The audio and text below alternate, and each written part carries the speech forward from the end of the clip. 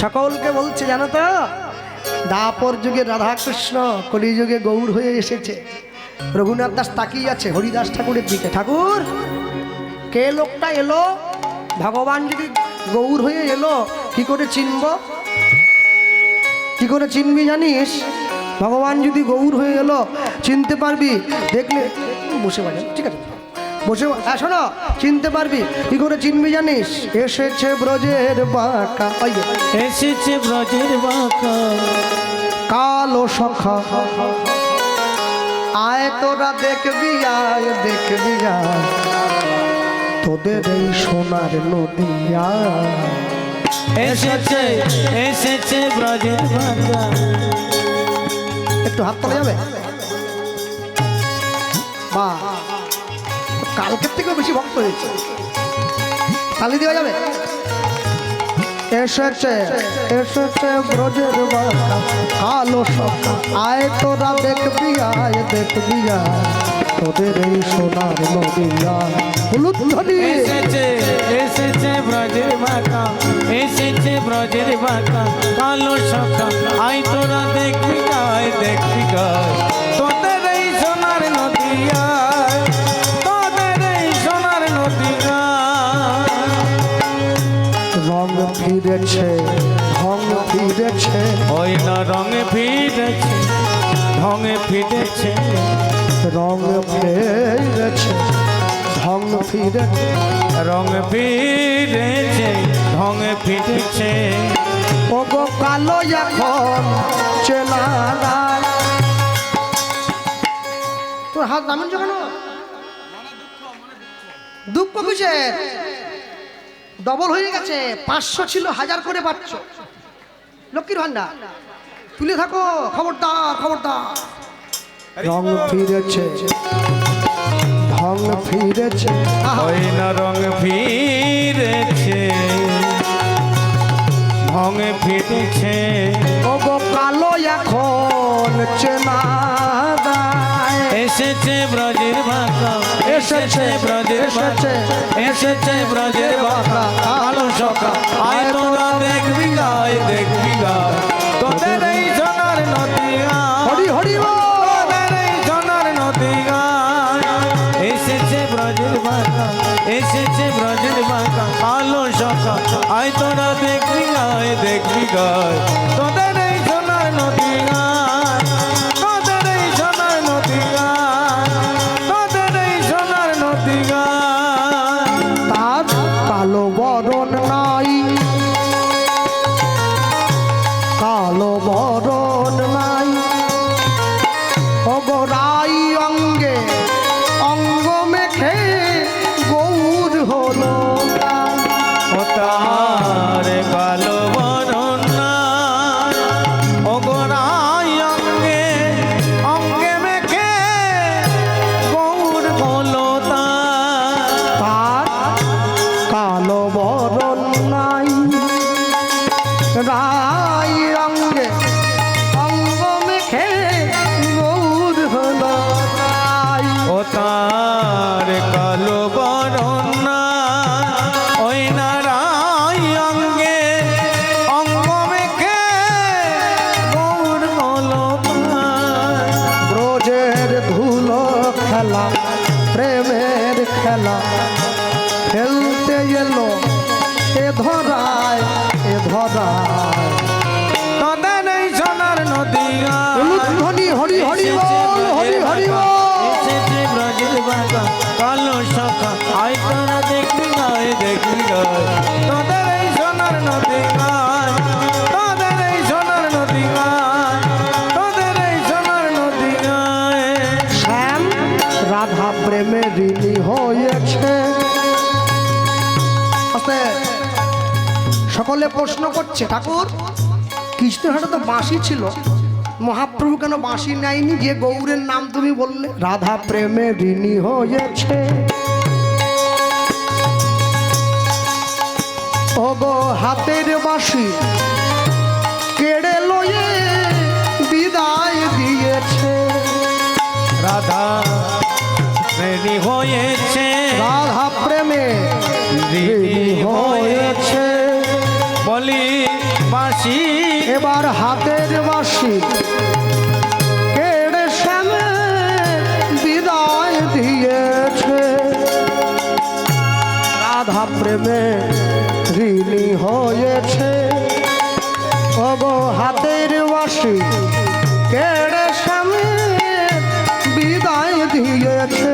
এখন বাঁশি নাই আর সাধবে কিসে, বাঁশি নাই আর সাধবে কিসে, হাত তুলে তার গুণ গায়, গুণ গায়। হরি বল। সোনার নদী আয়, এসেছে ব্রজের বাঁকা, এসেছে ব্রজের বাঁকা, কালো সখা আয় তোরা দেখবি গায়, দেখবি গায়। তোদের এই সোনার নদী গায়, তোদের এই সোনার নদী গায়, তোদের এই সোনার নদী গায়। এই বৈষ্ণব মহায়ম পদ এটা কোনো কীর্তনীয়ার বানানো গান নয়, এটা পদাকে লেখক কে জানেন? এই পদাবলীর লেখক হচ্ছে বিশ্বরূপ দাস ঠাকুর। তার বাড়ি হচ্ছে মালদা জেলা রামকেলি। কদিন আগে আমরা কীর্তন করে এলাম। বিশ্বরূপ দাস ভগবান মানতেন না, আর স্ত্রীকে বলছেন ভগবান বলে কিছু হয় নাকি? হয় না, না হয় না। শোনো, যদি ভগবান বলে কেউ থাকে, কালকে সকালবেলা ঘুম থেকে উঠে যদি আমি দেখি আমার বাড়ির সামনের পুকুরের জলটা মিষ্টি হয়ে স্বাদ হয়ে গেছে, তাহলে বুঝবো ভগবান বলে কেউ আছে। পরের দিন সকালে যখন পুকুরের জলে হাত ধুয়ে মুখ দিতে গিয়েছে, দেখছে জলটা মিষ্টি হয়ে গেছে, আর নুন চা নেই। পুকুরের পাড়ে বসে লেখছে, পুকুরটা আজও আছে। দাস বিশ্বরূপে কয় এমন হয় কি না আর হয়। হরি বল, হরি হরি বল। বিশ্বরূপে গায়, এমন হয় কি না হয়। ওগো সময় বুঝে চরণেতে সব সঁপে দিতে হয়। ওই না সময় জেনে চরণেতে সঁপে দিতে হয়। রাধার প্রেমের নাগর রসের সাগর, প্রেম বিলাতে এ ধরায়, এ ধরায়। তোদের এই সোনার নদী গায়, হরি হরি বল, হরি হরি বল। নদী গায়, এসেছে সখা কালো সখা, আয় তোরা দেখবি যায়, দেখবি যায়। তোদের এই সোনার নদী গায়। হ্যাঁ গৌরমা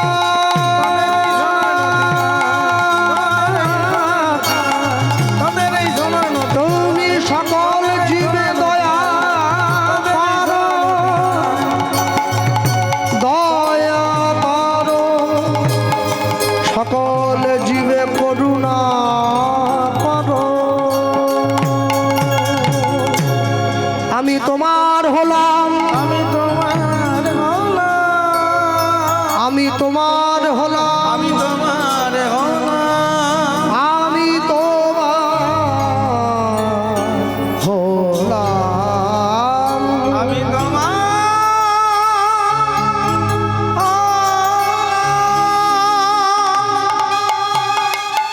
রঘুনাথ দাস ছুটে গিয়ে হরিদাস ঠাকুরের চরণে পড়েছে, আমি তোমার হলাম।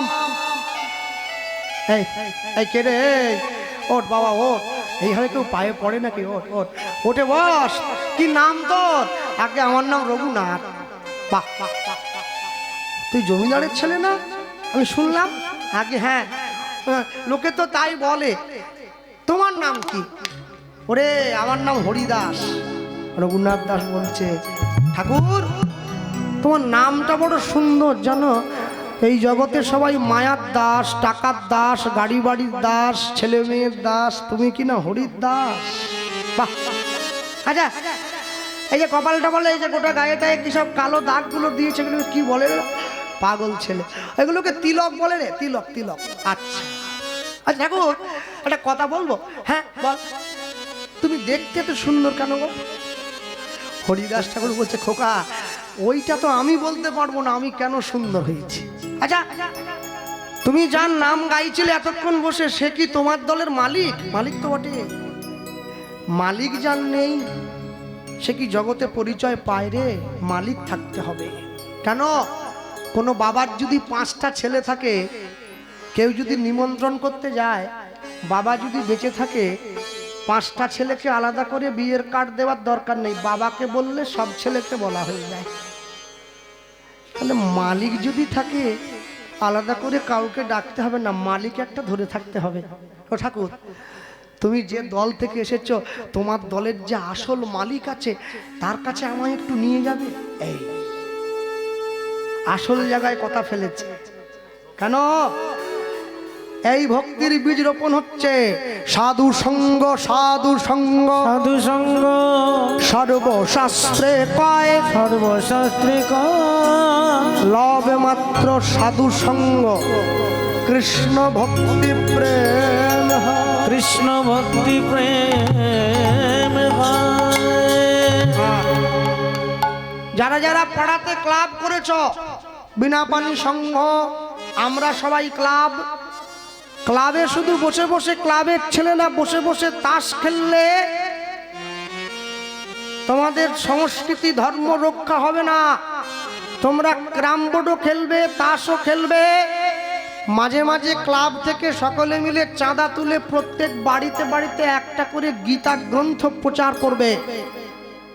সপ্তাহে একদিন করে পাড়ার ছেলে মেয়েদের ডেকে এনে ভালো মঠ মন্দির থেকে কোনো সাধু গুরু মহাত্মাকে এনে একদিন করে গীতা ক্লাস করাও, তবে তো তারা গীতার গুরুত্ব বুঝবে। মানুষ মরে যাওয়ার পরে বুকে একটা করে গীতা দিয়ে দিচ্ছে, তখন দিয়ে কি হবে? সারা জীবনে গীতা খুলেই দেখেনি একটা মরার পরে বুকে গীতা, তখন দিয়ে কি হবে? যখন বেঁচে ছিল তখন দিতে হয়। ভালো লাগুক আর না লাগুক রোজ খাবে তিতা, পড়তে ইচ্ছা করুক আর না করুক রোজ পড়বে গীতা। গীতা পড়ো হিন্দু ভাই, গীতার মতো জিনিস নাই, মনে রাখবে।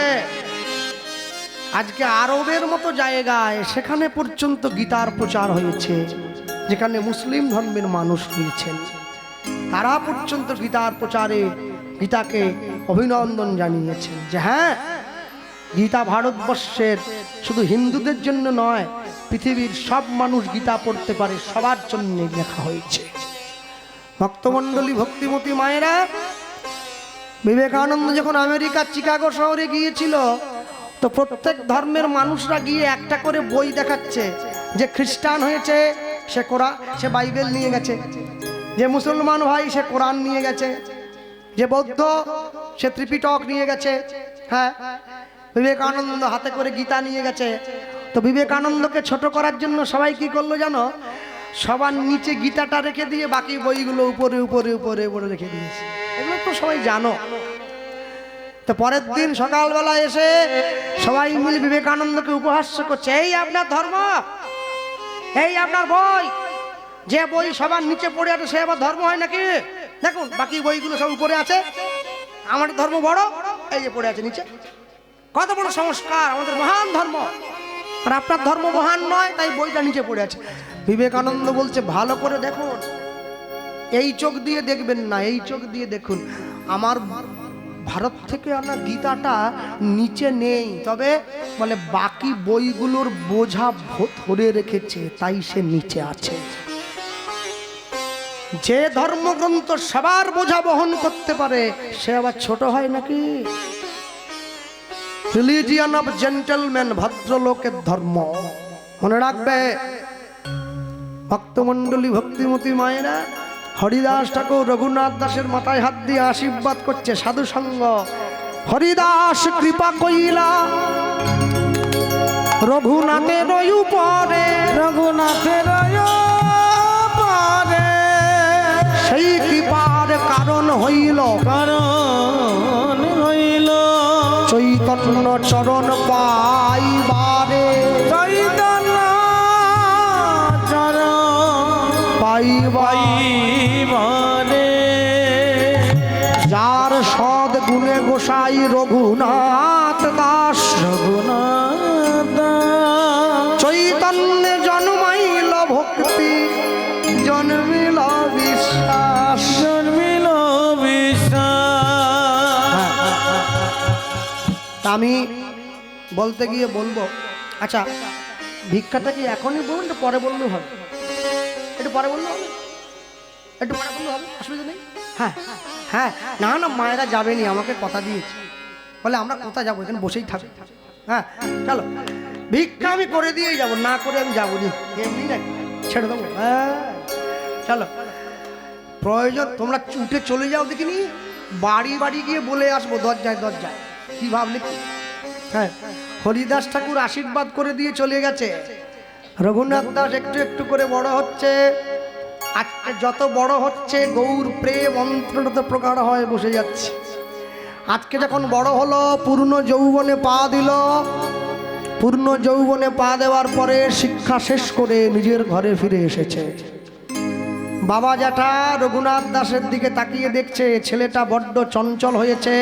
ভগবানের মন্দিরে গিয়ে বসে, ভগবানের কাছে গিয়ে বসে ভগবানকে স্মরণ করে। কি সব সময় কাঁদে, গৌর গৌর গৌর গৌর গৌর গৌর গৌর হে গৌর গৌর গৌর গৌর গৌর গৌর হে গৌর গৌর গৌর গৌর গৌর গৌর গৌর হে গৌর গৌর গৌর গৌর গৌর গৌর হে গৌর গৌর গৌর গৌর গৌর গৌর গৌর হে গৌর গৌর গৌর গৌর গৌর গৌর হে গৌর গৌর গৌর গৌর গৌর হে গৌর গৌর গৌর গৌর হে। বাবা যেটা লক্ষ্য করছে ছেলেটা বড্ড চঞ্চল হয়েছিল না, হঠাৎ করে শান্ত হয়ে গেল। এই শোনো, আমার ছেলে গৌরের নাম গাইছে, আমার ছেলে ভগবানের নাম গাইছে, ওকে সংসারমুখী করতে হবে। ওকে পাড়ার লোকদের সঙ্গে করে বিচার মিটিংয়ে বসে পড়েছে। ছেলেটা কি করলে সংসারমুখী হবে? পাড়ার লোকেরা যুক্তি দিল, জমিদার মশাই রঘুনাথ দাসকে একটা বিয়ে দিলে হয় না? বিয়ে দিয়ে দিলে বাড়িতে সুন্দরী বৌমা এলে রঘুনাথ দাসের মনটা সংসারে বসে যাবে। মেয়ে খুঁজতে লাগিয়েছে, চারদিকে দেখো রঘুনাথের জন্য মেয়ে দেখতে হবে। রঘুনাথ ছুটে এসেছে, বাবা তোমার বিয়ের ব্যবস্থা করছি, দুঃখ পেও না। কেন? মনে রাখবে সংসার ধর্ম হচ্ছে বড় ধর্ম, তোমাকে পালন করতে হবে। রঘুনাথ ঠিক আছে, যেহেতু আপনারা আদেশ দিয়েছেন আমি সেই ধর্ম পালন করব। রঘুনাথ দাসের বাড়িতে প্রত্যেক দিন এক বিধবা মা রঘুনাথ দাসের ঘর পরিষ্কার করতে আসতো, যে মায়ের নাম ছিল রেবতী দাস। এই রেবতী দাসের এক সুন্দরী পূর্ণ যৌবনা কন্যা ছিল, যার নাম ছিল কমলা। জমিদার মশাই রেবতী দাসের কাছে গিয়ে বলছে, শোনো রেবতী, কালকে আমরা তোমার বাড়িতে যাব, তুমি কি সকালবেলা একটু ঘরে থাকবে? আসুন না, আসুন, আমার মতো গরিবের বাড়িতে আপনার মতো মানুষ যাবে। রেবতী দাস পরের দিন সকালে বসে আছে, মা কমলা ঘরের দরজায়। জমিদার মশাই এসেছে, পা ধুইয়ে দিল, আসন পেতে দিল, বসুন। গরিবের বাড়িতে বড় লোক গেলে গরিব খুশি হয়, বড় লোকের বাড়িতে গরিব এলে বড় লোক খুশি হয় না। জমিদার মশাই আপনার মতো মানুষ আমার ঘরে এসেছে, বলুন। আচ্ছা মা, তোমাকে একটা কথা দিতে হবে। বলুন কি কথা? তোমার যে মেয়েটা আছে না, ওকে যদি আমরা আমাদের ঘরের বৌমা করে নিয়ে যাই, আমাদের সংসারের পুত্রবধূ করে নিয়ে যাই, তুমি কি দেবে মা? মেয়েটা দাঁড়িয়েছিল দরজার আড়ালে, বেরিয়ে এসেছে, জমিদার মশাইয়ের পায়ে হাত দিয়ে প্রণাম করছে। জমিদার মশাই, অনেক সৌভাগ্য করেছিলাম রঘুনাথ দাসের মতো হেন মানুষকে নিজের স্বামী হিসাবে পাবো।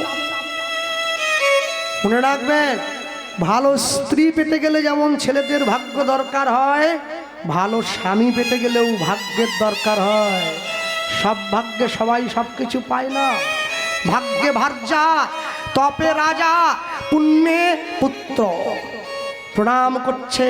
কমলা জমিদার মশাই মেয়েটিকে বলে উঠছে, মা তোমাকে কোনো কাজ করতে হবে না, তুমি সংসারে থাকবে, তোমাকে বাসন মাজতে হবে না, ঘর মুছতে হবে না, কাপড় কাচতে হবে না, তুমি শুধু একটা কাজ করো মা। কি কাজ বলুন? তুমি তোমার দেহ দিয়ে, রূপ যৌবন দিয়ে, মায়া দিয়ে, ভালোবাসা দিয়ে আমাদের ছেলেটাকে শুধু লক্ষ্য রেখো, ও যেন ঠাকুর ঘরে না যায়। অসম্ভব! ছুটে গিয়ে জমিদার মশাইয়ের পা দুটো জড়িয়ে ধরেছে। কি বলছেন আপনি? যদি আপনার সন্তান নেশা করত, আমি তাকে ছলে বলে কৌশলে ছাড়িয়ে দিতাম, কিন্তু আপনার সন্তান তো গৌর ভজন করে। মদের নেশা, বিড়ির নেশা ধরলে তোমায় ছাড়ে, গৌর প্রেমের নেশা কাউকে যদি ধরে, তাকে কি রাখা যায় মায়ার সংসারে? আমি পারবো না। না না মা, অমন কথা বলো না, তুমি কথা দাও তুমি পারবে। আমি জানি তুমি পারবে। মেয়ে মানুষ তো, হরিনাম কৃষ্ণ নাম বড়ই বধুর, যে জনা কৃষ্ণ ভজে সে বড় চতুর। মনে মনে ভাবছে, রঘুনাথ দাসের ঘরে যদি আমি তার স্ত্রী হয়ে যেতে পারি, তাহলে রঘুনাথ যে ধরনের ভক্ত, ও তো ঘরে থাকবে না, আর ও যেদিন সংসার থেকে চলে যাবে, আমিও তো আমার স্বামীর সঙ্গে সঙ্গে গৌর চরণে চলে যাব, মানব জীবন সফল হবে। নিজের মনের উদ্দেশ্য কাউকে বলল না, কাউকে জানতে দেয়নি। রঘুনাথ দাসের বাবাকে কথা দিল, আমি কথা দিলাম জমিদার মশাই, আপনার ছেলের ঘরে আমি আপনার ছেলের বৌমা হয়ে ওই সংসারে যাব। মনে রেখো যে মায়েরা বসে আছো, তোমাদের স্বামী যদি খারাপ হয়, তোমাদের স্বামী যদি ভগবানের নাম না করে, তোমাদের স্বামী যদি ভক্তি পথে না থাকে, তোমরা শত অপমান, শত কষ্ট, শত দুঃখ সহ্য করেও যদি সারা জীবনে সংসার করতে করতে একটিবার নিজের স্বামীকে তার চরণের প্রতি আকৃষ্ট করতে পারো, তবেই হবে তোমাদের এই সংসারে তার ঘরে স্ত্রী হয়ে আসার প্রথম যোগ্য পরিচয়। শুধু রান্না করে ভালো ভালো খেলে বড় বাড়ি করলেই ভালো স্ত্রী হওয়া যাবে না। স্বামীকে ধর্মের প্রতি অনুরাগী করতে হবে, তবেই তো তুমি সহধর্মিনী, না হলে কি করে হবে? হ্যাঁ, না হলে হয় নাকি? রঘুনাথ দাসের বিয়ের আয়োজন হলো, মহানন্দ, হুগলিবাসীকে নিমন্ত্রণ দেওয়া হলো, সবাই ছুটে এসেছে। আজু কি আনন্দের শোভা কহনে না যায়, উলুধ্বনি হরিব না যায়, আজ কি আনন্দে না যায়। রঘুনাথে বিয়েতে আজ গ্রামবাসী ভাই, রঘুনাথের বিয়েতে আজ গ্রামবাসী ভাই, আজ কি আনন্দের শোভা কহনে না যায়, আজ কি আনন্দের শোভা কহনে না যায়, আজ কি আনন্দের শোভা কহনে না যায়। ঢাক বাজে, ঢোলক বাজে, শঙ্খ করতাল, ঢাক বাজে, ঢোলক বাজে, শঙ্খ করতাল, ঢাক বাজে, ঢোলক বাজে, শঙ্খ করতাল, ঢাক বাজে, ঢোলক বাজে, শঙ্খ করতাল, সুমধুর সানাই বাজে, শুনিতে রসাল। হরি হরি বল, হরি আজ বল। কে আনন্দে শোভা কহনে না যায়, আজ কে আনন্দে শোভা কহনে না যায়। সপ্ত গ্রামের বাসী আদি যত নর নারী, গ্রামের বাসী আদি যত নর নারী, সপ্ত গ্রামের বাসী আদি যত নর নারী, গ্রামের বাসী আদি যত নর নারী, উলুধ্বনি করে সবে রঘুনাথের উলুধ্বনি হরিব।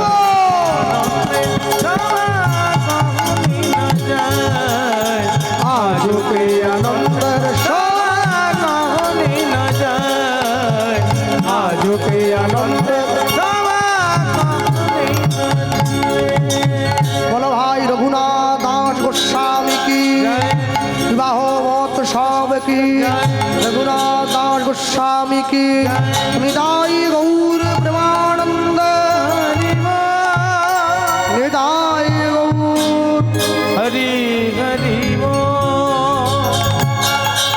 আনন্দ মহানন্দ।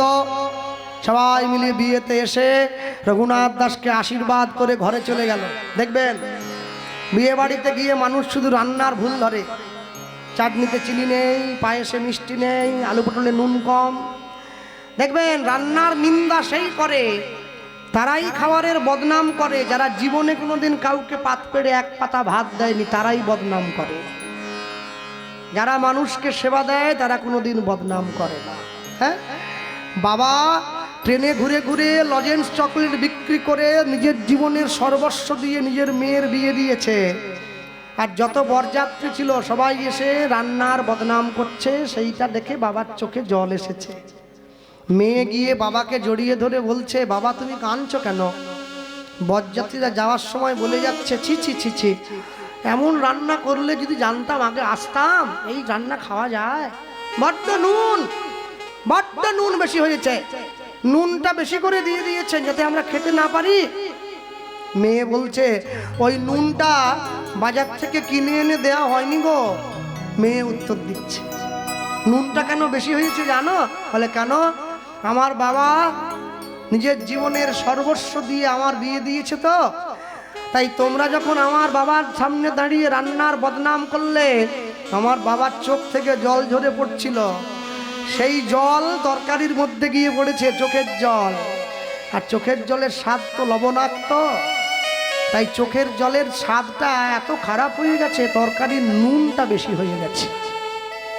মনে রাখবে, কোনো নিমন্ত্রণ বাড়িতে খেতে গিয়ে খাবারের বদনাম করতে নেই। যদি না ভালো লাগে তুমি না খাও, কিন্তু বদনাম করো না। কত কষ্ট করে মানুষ আয়োজন করেছে, কত পরিশ্রম করে পয়সা এক জায়গায় করে মানুষের পাতে প্রসাদ দিচ্ছে, খাবার দিচ্ছে, আর তুমি অবলীলায় সেই খাবারের বদনাম করে দিলে। পারলে গুণগান করো, বদনাম নয়। হ্যাঁ, ভক্তমণ্ডলী মায়েরা, রঘুনাথ দাস ফুলশয্যার ঘরে ঢুকেছে। রঘুনাথ দাসের স্ত্রী বসে আছে ফুলশয্যার খাটে। যখনই রঘুনাথ দাস ঘরে ঢুকলো, তার স্ত্রী ফুলশয্যার পালঙ্ক থেকে নেমে এসে রঘুনাথ দাসকে প্রণাম করলো। আর যখনই প্রণাম করলো, কোনো আজে বাজে কথা নয়, রঘুনাথ দাস তার নিজের স্ত্রীকে জীবনের প্রথম শিক্ষাটা দিয়ে দিল। কি শিক্ষা? নিজের স্ত্রীকে বলছে, কমলা কি দেখতে পাচ্ছ? কোথায়? সুন্দর করে পালঙ্কটা ফুল দিয়ে সাজানো হয়ে আছে। বলছে, আগে হ্যাঁ। শোনো কমলা, মানুষ যেদিন ফুলের উপরে ঘুমায় সেদিন তার ফুলশয্যা হয়, আর ফুল যেদিন মানুষের উপরে ঘুমায় সেদিন তার অন্তিম শয্যা হয়।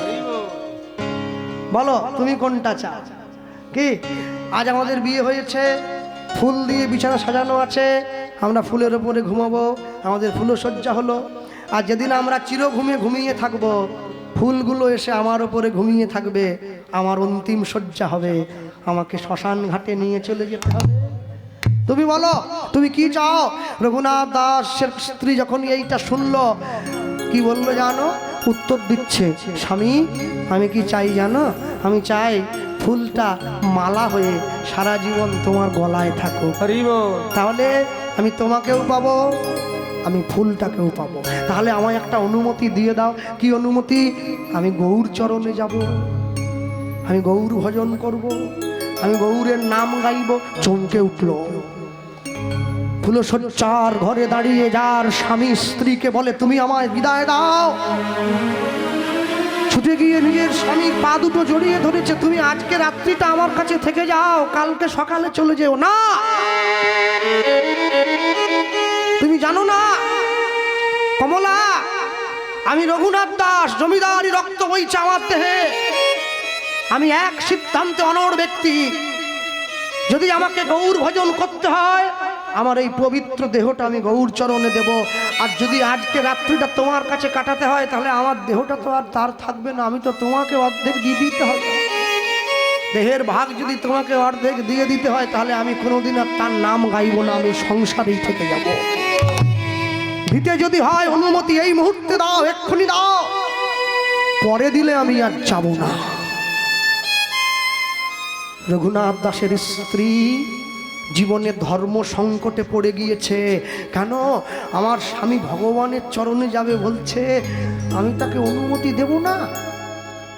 সামান্য সুখের জন্য, মোহের জন্য তাকে আমি সংসারে বেঁধে রাখবো? চিন্তা করছি। কি চিন্তা করছো কমলা? রঘুনাথ দাস ছুটে গিয়ে নিজের স্ত্রীর হাত দুটো ধরে বলছে, একবার ভেবে দেখো সেই দিনের কথা। 24 বছর বয়সে আমার মহাপ্রভু কলির জীবকে উদ্ধার করার জন্য নববধূ বিষ্ণুপ্রিয়া দেবীকে ছেড়ে যেদিন সন্ন্যাস হয়ে গিয়েছিল, তুমি কি সেই কষ্টের কথা জানো না? তোমার মনে নেই তার দুঃখ? মাঘ মাসের প্রচন্ড ঠান্ডায় গঙ্গার বক্ষে ঝাঁপ দিয়ে কাটোয়ায় কেশব ভারতীর চরণে গিয়ে পড়েছে, গুরুদেব আমি এসেছি,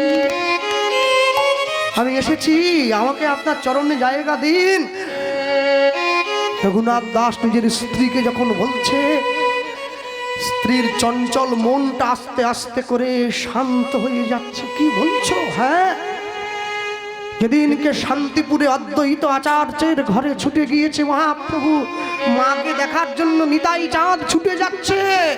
সবাই চলো নদিয়াবাসী, আমার ভাই এসেছে, আমার ভাই নিমাই সন্ন্যাস হয়েছে, তোমাদেরকে শেষবারের মতো একবার দেখা দেবে, তোমরা চলো। সকলে ছুটে যাচ্ছে, সকলে ছুটে যাচ্ছে। হা গৌর প্রাণ গৌর বলে নদিয়ার সোনার নিমা, সোনার নিমা, নদিয়া নদিয়া ছেড়ে চলে গেছে মহাপ্রভু। সকলে ছুটে যাচ্ছে, পশু পাখি কীট পতঙ্গ তরুলতা স্থাবর জঙ্গম সবাই ছুটে যায়। মহাপ্রভু নিতাই চাঁদকে ডেকে বলছে, দাদা সবাই আসবে, সবাই আমাকে দেখার জন্য ছুটে আসছে, কিন্তু বিষ্ণুপ্রিয়া যেন না আসে। কি বলছিস ভাই? তুই না সন্ন্যাসী, এত বড় অন্যায় করবি বৌমার উপর? এই অন্যায় করিস না রে, ভগবান সহ্য করবে না। না, তুমি আমার কথাটা একটু রক্ষা করো। তুমি আমার মাকে গিয়ে বলবে, আমি বিষ্ণুপ্রিয়ার মুখটা দেখতে চাই না। কেন জানো? ও আমার খুব প্রিয় ছিল। আমি যদি সন্ন্যাসী হওয়ার আগে ওর মুখটা দেখি, আমি আর সন্ন্যাসী হতে পারবো না, সন্ন্যাসে বাধা হয়ে যাবে। নিতাই চাঁদ ছুটে এসেছে, সচিমাকে বলছে, মা নিমাই ডেকেছে, চলো গুছিয়ে না। সচিমা, বৌমা আমার ছেলে নারকলের নাড়ু মুড়ির মোয়া বড্ড প্রিয়, একটু গুছিয়ে না, আমার ছেলেকে আমি নিজে হাতে খাওয়াবো। আর শোনো, ওই জগদানন্দ পণ্ডিতের হাত দিয়ে আমার ছেলে তোমার জন্য যে শাড়িটা পাঠিয়েছে, শাড়িটা পরো, আমার নিমাই খুশি হবে। নিতাই চাঁদ বলছে, মা তোমার নিমাইকে দেখতে সবাই যাবে, শুধু বিষ্ণুপ্রিয়া যাবে না। দূর হয়ে যা, আমার চোখের সামনে থেকে চলে যা। আমি ভেবে নেব আমার জীবনে নিমাই বলে কেউ ছিল না, আমার 8টা সন্তান চলে গিয়েছে আমার ছেড়ে, আমি বুঝবো এর সন্তানটাও মরে গেছে। যা, চলে যা নিতাই, তুই চলে যা। মা অনুমতি না পেলে তো নিতে পারি না। বিষ্ণুপ্রিয়া দেবী ঘরের দরজায় আছাড় খেয়ে পড়েছে। প্রভু, তোমায় ভালোবেসে তোমাকে আপন করে নিয়েছিলাম। আমার বাবা বলেছিল এই ছেলেটা ঘরে থাকবে না, বিয়ে করিস না মা, সারা জীবন তোকে কাঁদতে হবে। আমি কারো কথায় কান দেইনি, সবার কথার অলক্ষ্যে গিয়ে তোমার হাতের দেওয়া সিঁদুর নিজের স্মৃতিতে নিয়েছি, শুধু তোমায় একটু দু চোখে প্রাণ ভরে দেখবো বলে। আমি কি এত বড় অন্যায় করেছি যে তোমায় একবার শেষবারের মতো দেখতেও আমি পারবো না? নদিয়ার মানুষ বিষ্ণুপ্রিয়াকে কটু কথা বলছে, গাল বন্ধ করছে। ছি ছি ছি, এমন একটা অপয়া মেয়ে মানুষ, কুলোটা মেয়ে মানুষ, তোকে তোর স্বামী ছেড়ে গেছে রে বিষ্ণুপ্রিয়া। এই শোন, তোর স্বামী শেষবারের জন্য তোর মুখটা দেখতে চায় না, মনে রাখিস। আজ যখন তোর স্বামী শান্তিপুরে রয়েছে, সবাই যখন দেখার জন্য আমরা ছুটে যাব, তোর স্বামীকে তুই গলায় কলসি বেঁধে গঙ্গার জলে ঝাঁপিয়ে পড়িস। তোর বেঁচে থাকার অধিকার নেই বিষ্ণুপ্রিয়া। বিষ্ণুপ্রিয়া দেবী উঠে চোখের জলটা মুছে সবাইকে ডেকে বলছে, তোমরা কোথায় যাচ্ছ? গৌর দেখতে যাচ্ছ? শোনো, নদিয়ার মানুষ, যে মানুষটাকে দেখার জন্য তোমরা সবাই ভিড় করে ছুটে যাচ্ছ না, সেই মানুষটা তোমাদের মানুষ নয়, সে আমার মানুষ। মহাপ্রভুর নামে সিঁথিতে সিঁদুর পরার অধিকার শুধু বিষ্ণুপ্রিয়ার আছে, জগতের কোনো রমণীর নেই। সেই মানুষটা শুধুমাত্র আমার মানুষ, তোমাদের মানুষ নয়। তোমরা তাকে ভালোবাসতে পারো, কিন্তু তাকে নিজের স্বামীর পরিচয় দিতে পারবে না। জয় শচীনন্দন, জয় গৌর হরি, বিষ্ণুপ্রিয়ার প্রাণনাথ নদিয়া নবদ্বীপ বিহারী। ঘরের দরজাটা বন্ধ করে দিয়ে আছাড় খেয়ে কাঁদছে, যেদিন থেকে তুমি সন্ন্যাস হয়েছ আমি পালঙ্কে শুই নাই। আমি তোমায় ভালোবেসেছি, পালঙ্কে শুই নাই, আমি আঁচল পেতে মাটিতে শুয়েছি। কেন জানো? আমি জানি তুমি কত কষ্ট করছো, পথে প্রান্তরে কোথায় শুয়েছ, কি খেয়েছ। আমি পালঙ্কে শুই না। যেদিন থেকে তুমি সন্ন্যাস হয়ে চলে গেছো, আমি সকালবেলা সূর্য ওঠার আগে গঙ্গায় স্নান করে এসে এক মুঠো চাল নিয়ে তোমার নাম করে করে একটা করে চাল সরিয়ে ডান দিক থেকে বাঁ দিকে রাখতাম। সন্ধেবেলা যে কটা চাল এক জায়গায় হতো তাই দিয়ে রান্না করে মনে মনে তোমার সেবা দিয়ে আমি সেইটুকু পেয়েছি, সেইটাতে নিজের জীবন রক্ষা করেছি। তুমি চলে যাওয়ার পরে আমি সাজি নাই, আমি মাথায় তেল দেই নাই, চুলে খোপা করি নাই। কেন জানো? যার জন্য সাজবো সেই তো চলে গেছে আমায় ছেড়ে। ঘরের দরজাটা বন্ধ করে দিয়ে দুঃখ করছে। বিষ্ণুপ্রিয়া চরিত সুধা যদি আপনারা পড়েন কেউ কিনে, তখন বুঝবেন এই জগতের সংসার, এই জগতের স্ত্রী পুত্র পরিবার সবকিছু মিথ্যে বলে মনে হবে। বিষ্ণুপ্রিয়া চরিত সুধা লিখতে গিয়ে গোস্বামীগণ তাদের হাতের কলম থেমে গিয়েছে, কত জায়গায় বানান ভুল হয়ে গেছে, কত জায়গায় চোখের জলে লেখা মুছে গিয়েছে। কি করে লিখবে এই কষ্টের কথা? নিজের স্বামীকে কেমন করে ভালোবাসতে হয়, কেমন করে ভগবানকে ভালোবাসতে হয় শিখে নাও, দেখে নাও। বিষ্ণুপ্রিয়া দেবী ঘরের দরজাটা বন্ধ করে কাঁদছে। এমন সময় দরজার বাইরে দাঁড়িয়ে কে যেন টোকা দিচ্ছে। বিষ্ণুপ্রিয়া কে? চমকে উঠল।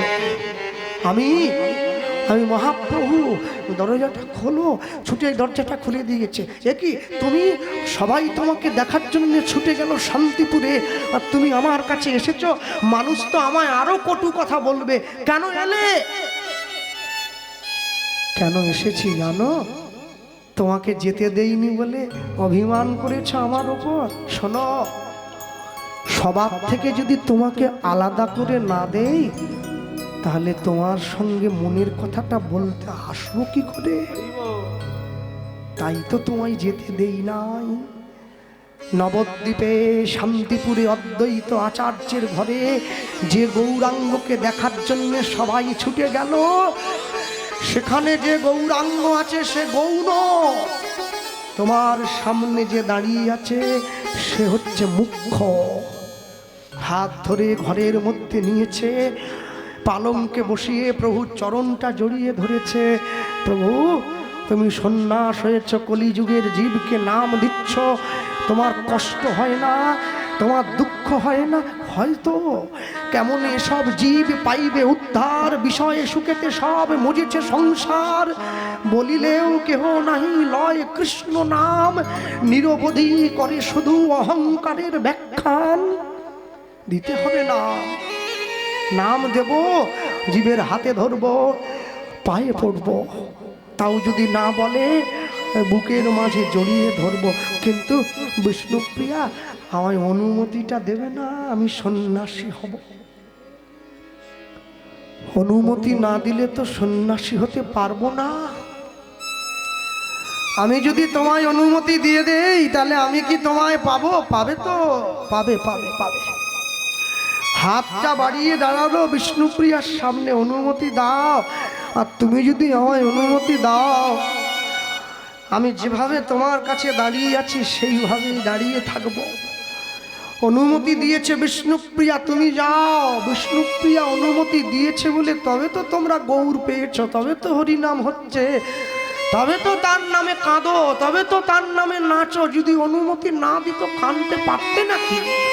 হরিনাম প্রচার হতো না ভুবনে।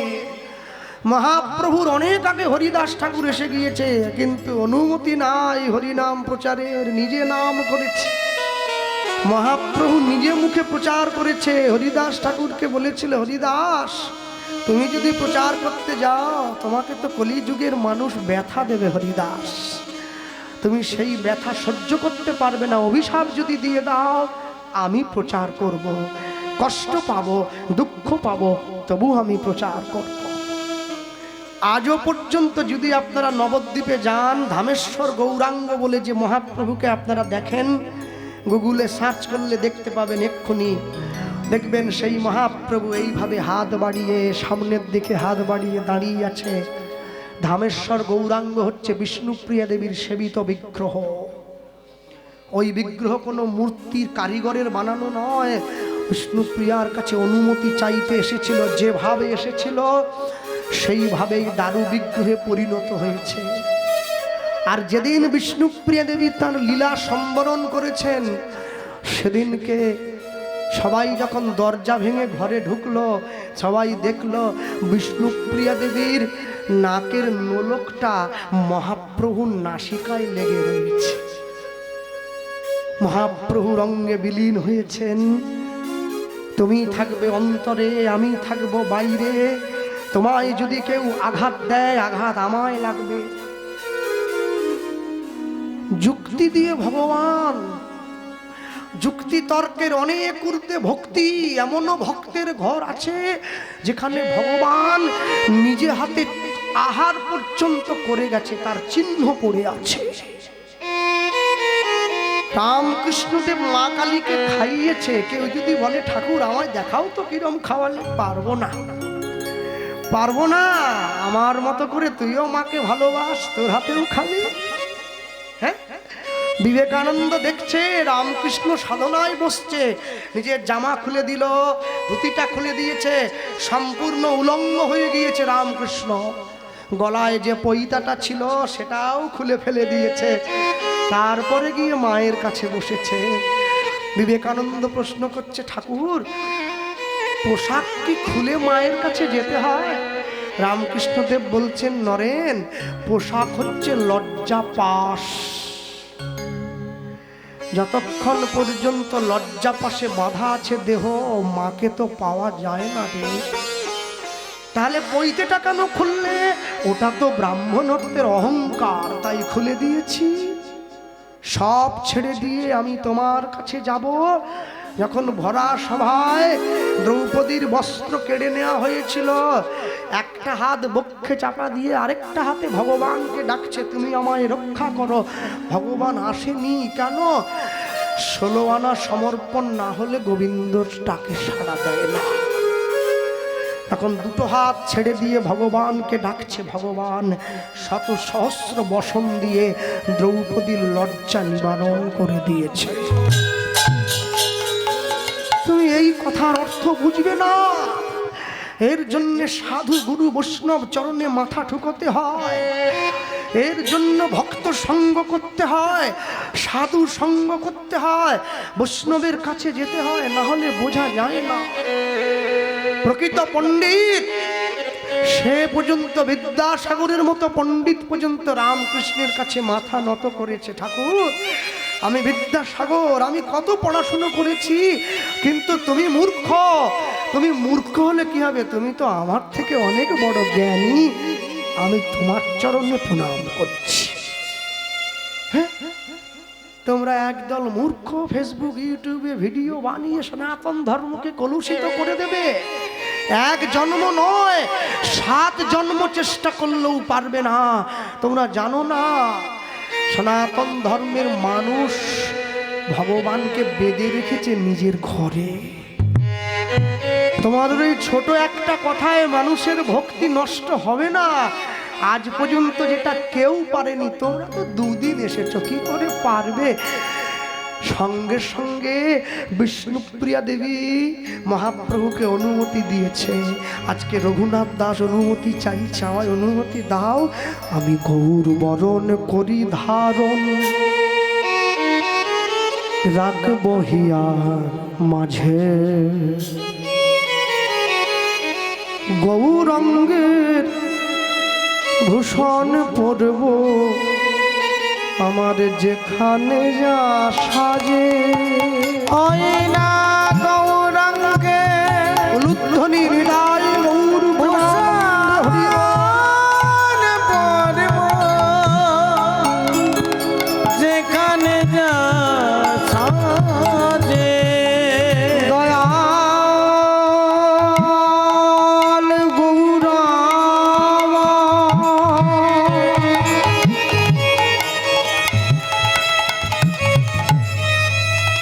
গৌরাম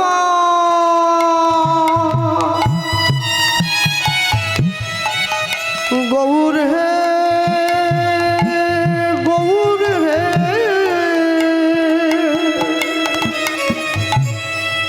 গৌর হে গৌরাঙ্গের ভূষণ পরব, আমার যেখানে যা সাজে। গৌর